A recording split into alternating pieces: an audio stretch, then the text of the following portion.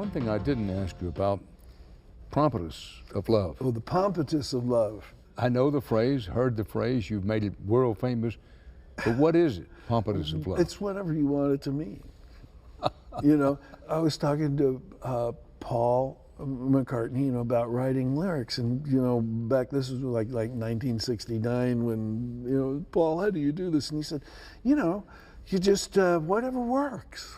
And I kind of went, oh, you mean just whatever's funny or good is okay? It doesn't have to. It's not that heavy. And the truth of the matter is, things that feel spontaneous have a much longer life than things that have got a lot of burnt brain tissue, you know, to make them perfect. Well, Space Cowboy, what's that about?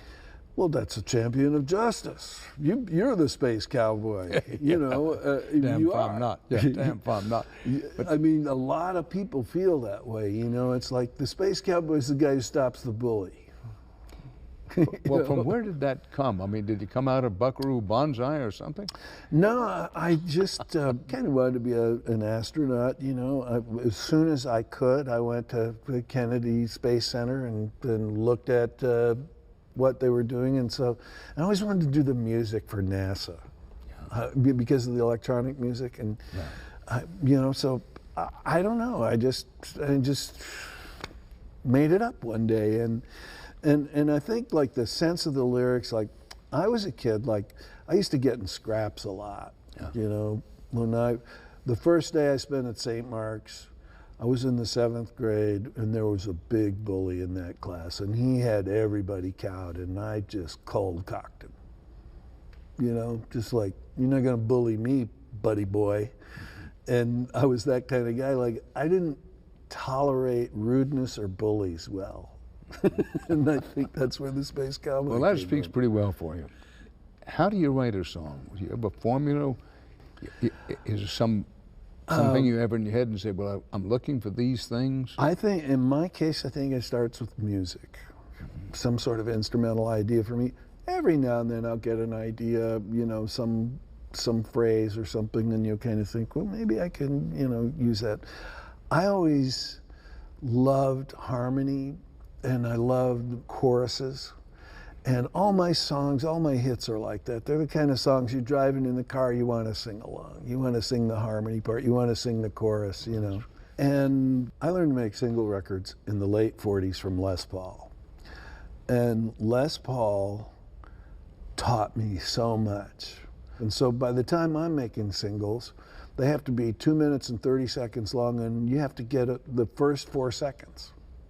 Something's got to happen. The first 4 seconds are the most important. Have to grab the listener in the first 4 seconds. You're in top 40 radio, and the radio stations are cutting your solos out of your tunes and splicing them so they're shorter so they can have more time to sell ads. I mean, it's a brutal, competitive world. So you're trying to, like, tickle people's fancy, and you don't have a lot of time to do that.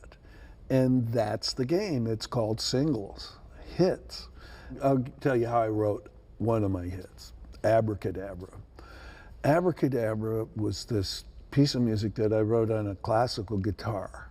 It was this classical piece. It was really just something I'd just sit and pick up the guitar, and it started growing and got to be pretty good. And then I got this little rhythm going, and then I wrote the worst lyrics in the world. And they were extremely catchy, and I couldn't get it out of my head. And I put it on an album, and at 11:59 and 59 seconds, I went, take it off. No, that music's too good, those lyrics are horrible. Take it off, and I took it back.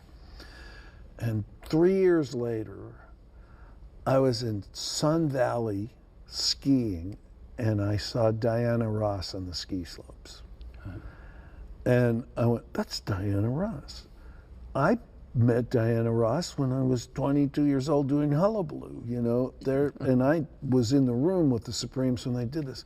And I went home, and I sat down and I went, how would the Supremes do this song? And I wrote Abracadabra in 12 minutes.